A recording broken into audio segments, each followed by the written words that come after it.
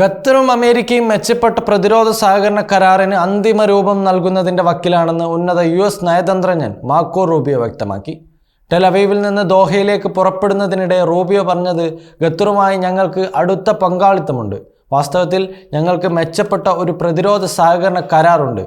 ഞങ്ങൾ അതിൽ പ്രവർത്തിക്കുന്നു എന്നാണ്. ഞങ്ങൾ അന്തിമ രൂപം നൽകുന്നതിന്റെ വക്കിലാണെന്നും റൂബിയോ വ്യക്തമാക്കി. പുതിയ പ്രസ്താവന ഖത്തറിന്റെ സുരക്ഷാ വിഷയങ്ങളെക്കുറിച്ചുള്ള ആശങ്കകൾക്കിടയിലാണ് വന്നത്. കഴിഞ്ഞ ആഴ്ച ദോഹയിലെ ജനവാസ കേന്ദ്രങ്ങളിൽ ഇസ്രായേലിന്റെ ആക്രമണത്തിന് പിന്നാലെയാണ് പുതിയ നീക്കം. പുതിയ പ്രസ്താവനയിൽ ഖത്തറിന്റെ ഭാഗത്തു നിന്നും സ്ഥിരീകരണമുണ്ടായി. ഖത്തർ അമീർ ഷെയ്ഖ് തമീം ബിൻ ഹമദ് അൽത്താനിയുമായി കൂടിക്കാഴ്ച നടത്തിയതായും പ്രതിരോധ സഹകരണം ചർച്ച ചെയ്തതായും ഖത്തർ വിദേശകാര്യ മന്ത്രാലയ വക്താവ് മജീദ് അൽ അൻസാരി അറിയിച്ചു. അദ്ദേഹം പറഞ്ഞത്, ഞങ്ങളും അമേരിക്കയും തമ്മിലുള്ള പുതുക്കിയ തന്ത്രപരമായ പ്രതിരോധ കരാറിന്റെ ആവശ്യകതയെ ഇസ്രായേൽ ആക്രമണം ത്വരിതപ്പെടുത്തി എന്നതാണ്. ഇത് ഒരു പുതിയ കാര്യമല്ലെന്നും തീർച്ചയായും കരാർ വേഗത്തിലാക്കാനുള്ള കാരണമായി എന്നും വ്യക്തമാക്കി. ഞങ്ങളുടെ ശ്രദ്ധ ഇപ്പോൾ പരമാധികാരം സംരക്ഷിക്കുന്നതിനാണ്. ഇത് പരിഹരിക്കുന്നതുവരെ മറ്റു പ്രശ്നങ്ങളിൽ ഞങ്ങൾ പരിശോധിക്കില്ല എന്നും അദ്ദേഹം വ്യക്തമാക്കി. അതേസമയം ഈ കരാർ വേഗത്തിലാക്കാനുള്ള ഖത്തറിന്റെ നീക്കത്തിന് പിന്നാലെ ഇനി ഇസ്രായേലിന്റെ ആക്രമണങ്ങൾ ആവർത്തിക്കില്ലെന്നും അമേരിക്കൻ പ്രസിഡന്റ് ഡൊണാൾഡ് ട്രംപ് ഖത്തറിന് ഉറപ്പ് നൽകി.